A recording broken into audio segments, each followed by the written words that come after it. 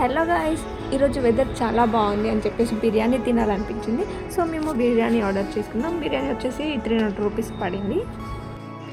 So ఇది fry piece biryani. Pieces మాత్రం చాలా బాగా వచ్చాయి అండ్ రైస్ క్వాంటిటీ కూడా చాలా బాగుంది.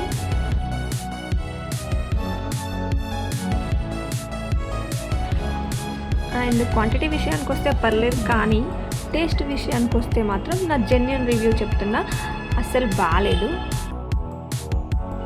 అనవసరంగా ఆర్డర్ చేసామా, అసలు రెస్టారెంట్కి వెళ్ళి తినుంటే బాగుండేది అనిపించింది.